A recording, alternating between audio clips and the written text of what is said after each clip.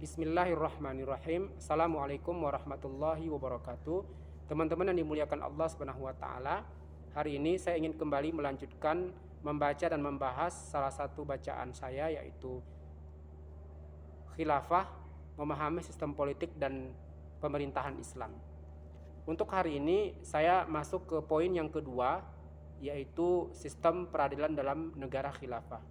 Poin kedua ini lanjutan dari poin ke-1 di bawah A besar begitu ya, bab 8. Sistem peradilan dalam negara khilafah. Banyaknya peradilan di dalam sistem kapitalisme tidak lepas dari filosofi hukum yang dianutnya. Filosofi sistem hukum kapitalisme ini bersumber dari teori iltizam, teori yang menjadi pijakan sistem hukum Prancis, Jerman, Italia, dan hampir semua negara Eropa. Dari teori ini kemudian lahir hukum acara pidana dan hukum acara perdata dan hukum-hukum yang lain. Teori iltizam adalah teori tentang keterikatan pada hukum karena kesepakatan, terlepas hukum itu benar atau tidak. Begitu juga tidak peduli hakim itu adil atau zolim. Teori kesepakatan sering diistilahkan dengan teori konsensus yang kemudian berkembang dan dikenal dengan istilah konsensus nasional. Nah, ini di dalam sistem kapitalisme berdirinya peradilan itu tidak terlepas dari filosofi hukum yang dianutnya. Adapun filosofi hukum dalam peradilan sistem kapitalisme itu bersumber dari teori iltizam namanya. Jadi teori iltizam itu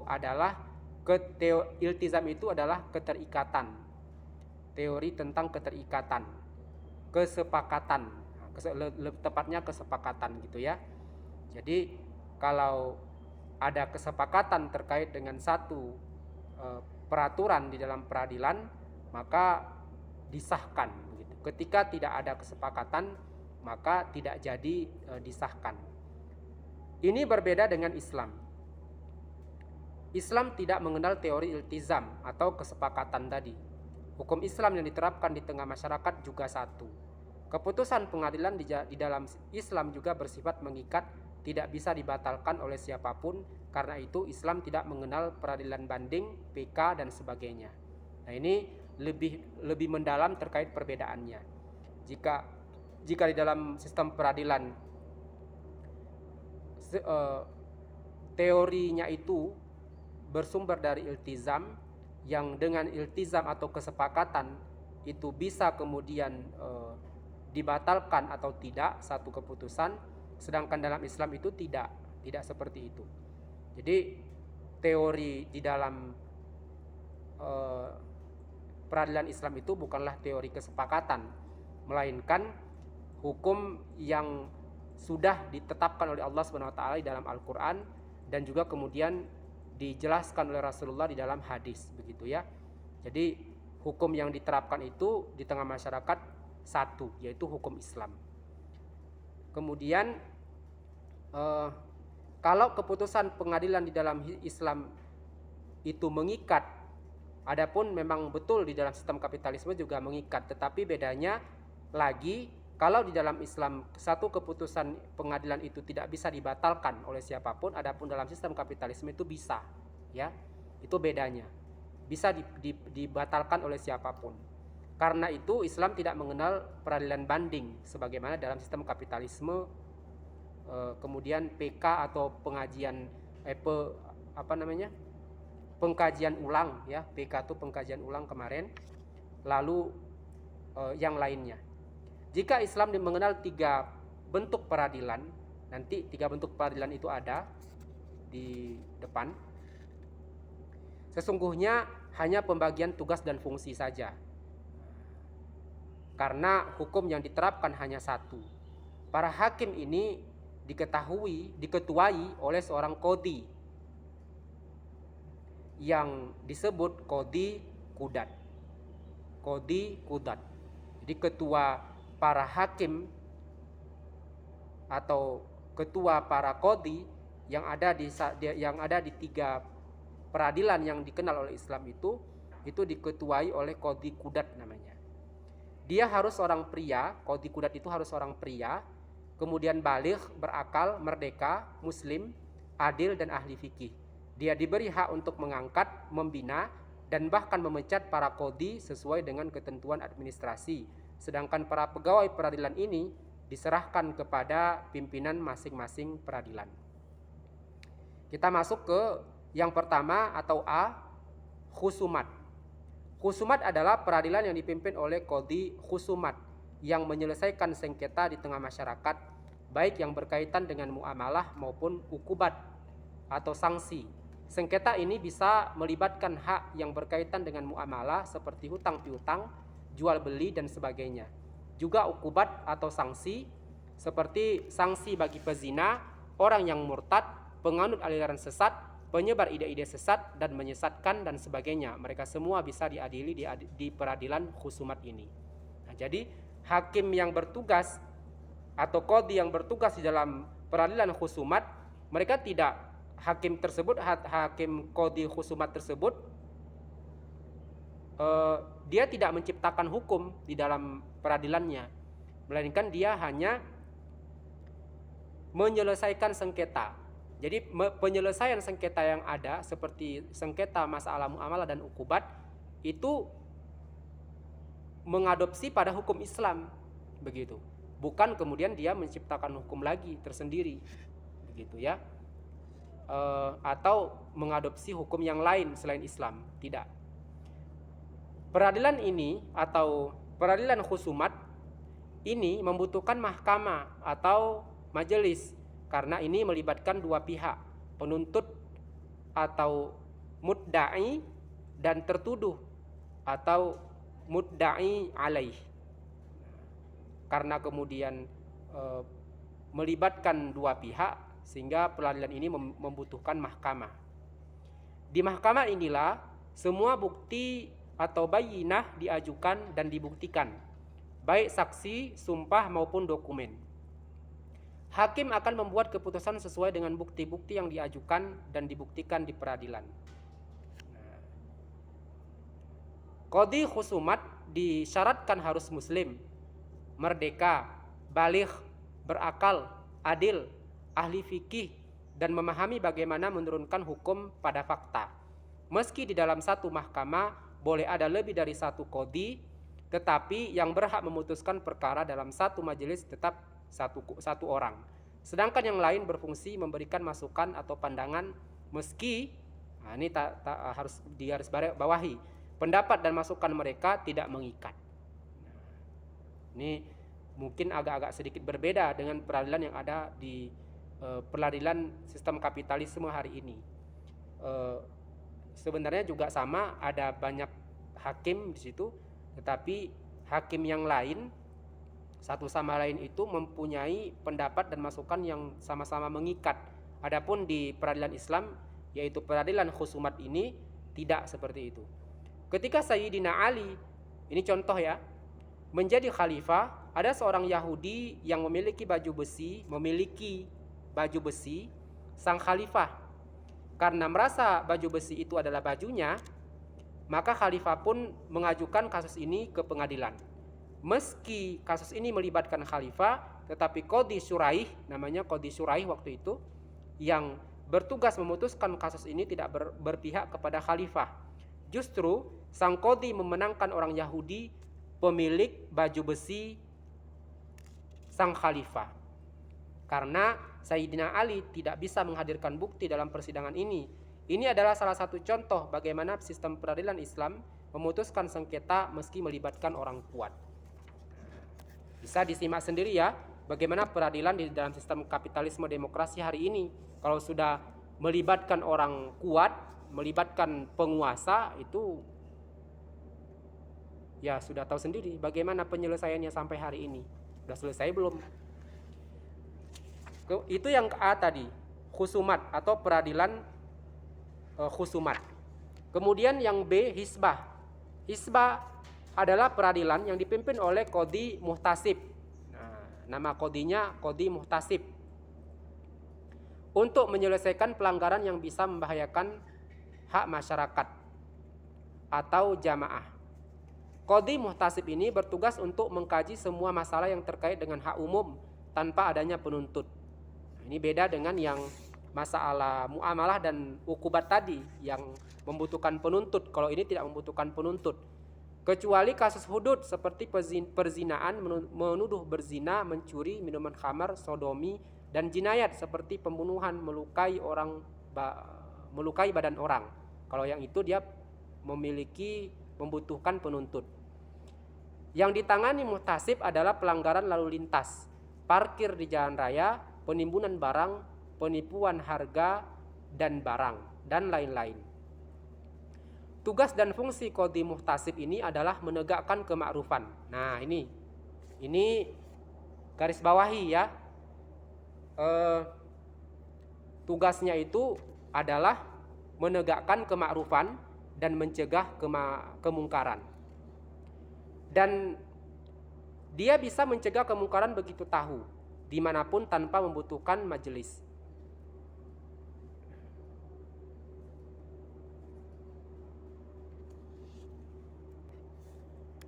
Dia bisa dibekali dengan polisi yang bertugas mengeksekusi keputusan dan perintahnya. Keputusannya bersifat mengikat dan harus dilaksanakan seketika itu juga. Nah, jadi harus digarisbawahi tadi tugasnya itu adalah menegakkan kemakrufan dan mencegah kemungkaran. Ini jadi mengingatkan kita pada polisi-polisi hari ini yang bertugas di jalan raya, ya. Mereka bukan hanya melakukan kemakrufan, bahkan kemakrufannya itu 0,01% begitu ya. Apalagi mencegah kemungkaran. Misalnya yang didapati itu warga negara tanpa helm misalnya. Bukannya dibelikan helm yang baru, memang ada saya melihat beberapa berita, beberapa informasi, ada memang beberapa polisi di luar sana itu pada membelikan helm, memberikan begitu kepada warga negara yang tidak memiliki helm, memakai helm di jalan raya. Tapi kebanyakan dari mereka itu kemudian la haula wala quwata illa billah, bukan membantu begitu ya, malah meminta yang lain begitu. Nah, ini kan luar biasa. Jadi ini ingat di sini ya, ingat bahwa tugas qadhi muhtasib atau kepolisian katakanlah kita bilang untuk mengatur lalu lintas, masalah parkir di jalan raya, penimbunan barang begitu. Itu adalah menegakkan kemakrufan dan mencegah kemungkaran. Jadi meminta imbalan itu atau meminta fee itu bukan bagian dari mencegah kemungkaran itu. Gitu. Yang ada mungkin malah muncul kemungkaran di situ karena orang yang ditilang tadi tanda kutip itu barangkali saat itu dia tidak memiliki apa-apa begitu. Sampai kemudian dia harus melakukan sesuatu yang itu kemungkaran barangkali. Qadhi muhtasib bisa mengangkat beberapa wakil yang memenuhi syarat muhtasib. Mereka bisa disebar di beberapa pelosok atau tempat yang berbeda. Mereka mempunyai kewenangan yang sama untuk melaksanakan tugas dan fungsi hisbah di tempat atau kawasan tempat di mana mereka diangkat. Pada zaman Umar bin Khattab ada seorang qadhi muhtasib yang diangkat untuk mengawasi pasar. Tugas ini dipercayakan kepada seorang wanita. Nah, dia bernama Syifa. Nah, ternyata tugas ini bisa dipercayakan kepada wanita. Memang kita melihat juga di kepolisian hari ini juga ada polisi lalu lintas wanita, gitu ya. Bahkan di zaman Khalifah Al-Mu'tadid 279 Hijriah, namanya Sinan bin Thabit yang merupakan qadhi muhtasib waktu itu juga ditugaskan untuk menguji dan menyeleksi seluruh dokter di Baghdad. Mereka berjumlah 860 dokter. Qadhi muhtasib ini diberi wewenang untuk melarang para dokter melakukan praktik kecuali setelah mendapatkan izin praktik dari qadhi hisbah.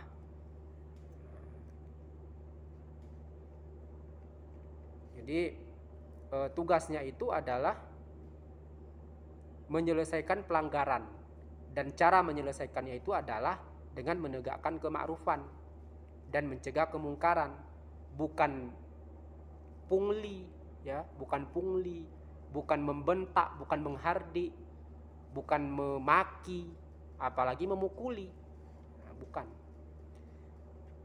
Nah, terkait dengan ini tadi, seorang wanita yang ditugaskan oleh Umar untuk mengawasi pasar dan seorang Sinan bin Sabit, itu keterangan semua itu tadi bisa dilihat di dalam kitab Uyun Al-Anba juz 1 halaman 112. Kitabnya Ibnu Abi Usaybiah namanya. Itu bisa dicek di internet. Kitabnya Ibnu Abi Usaybiah, nama kitabnya Uyun Al-Anba juz 1 halaman 112.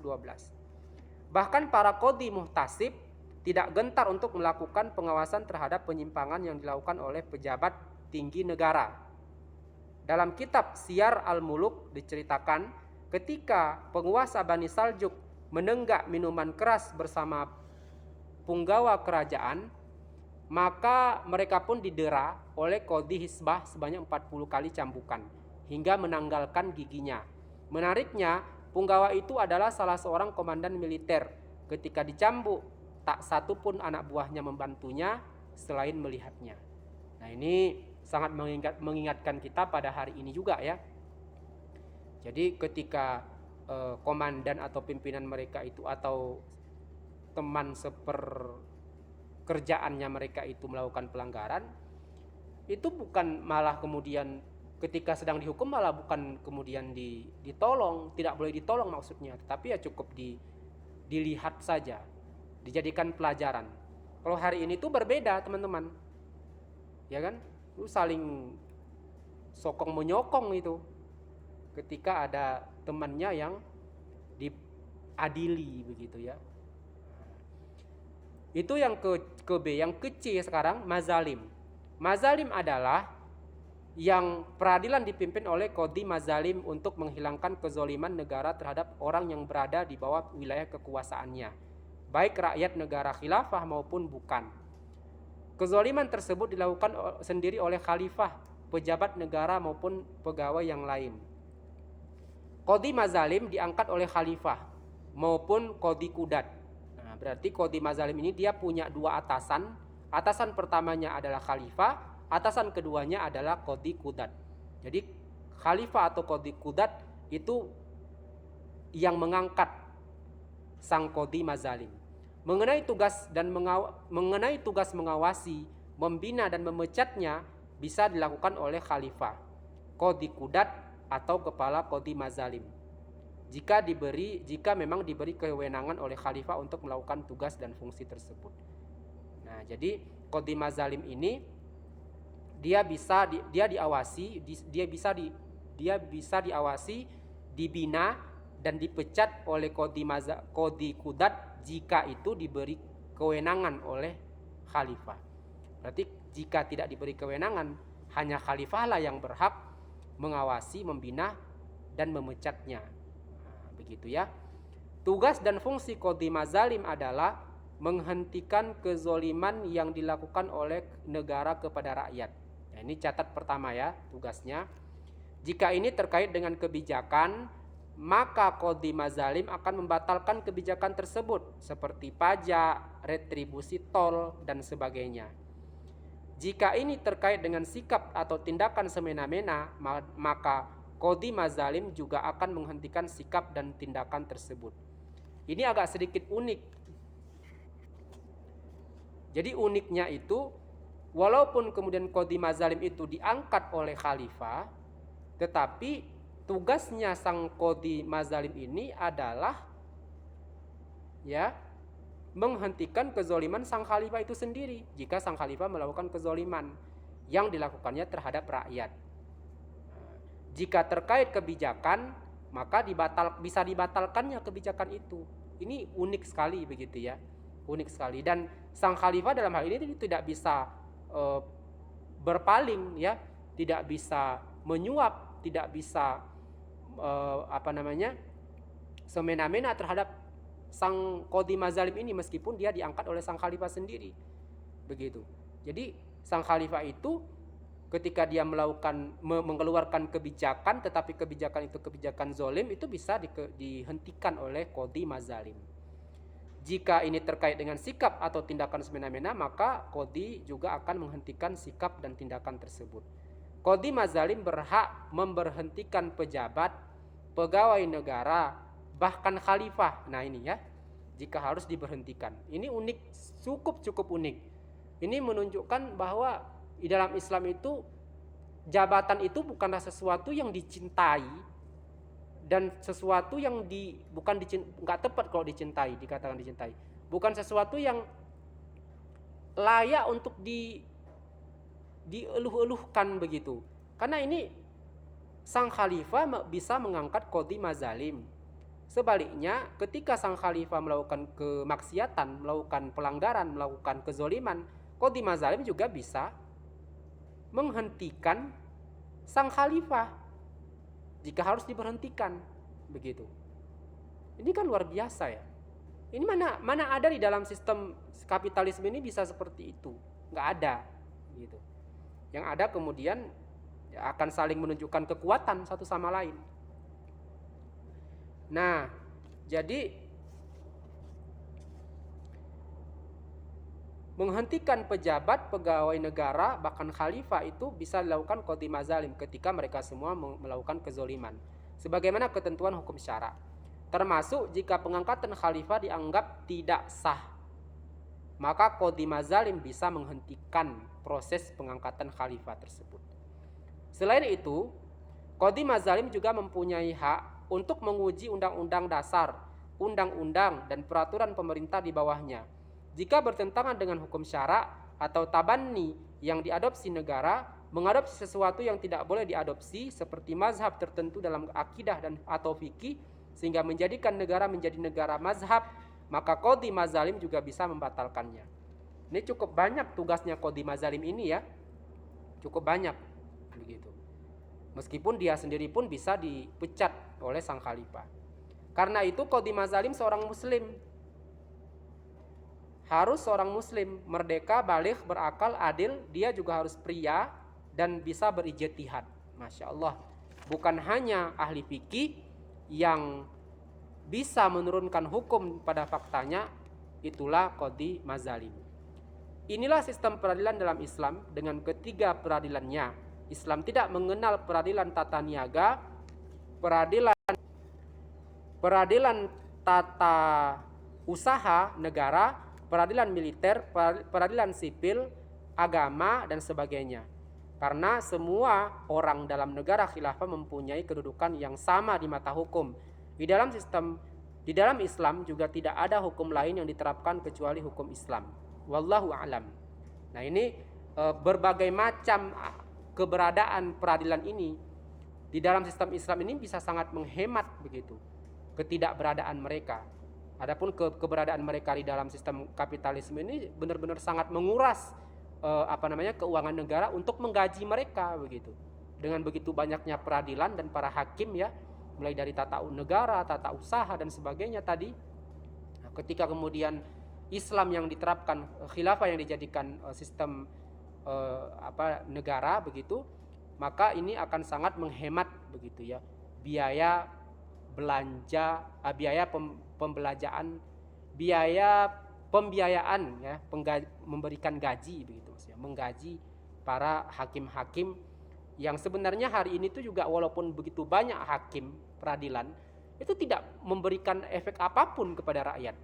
Di mana ketenangan itu dapat dengan sebegitu banyak peradilan itu? Di mana? Di mana keadilan itu bisa didapatkan? Tidak ada begitu. Walaupun begitu banyak peradilan yang berserakan di dalam sistem kapitalisme itu. Ini teman-teman yang dimuliakan Allah SWT.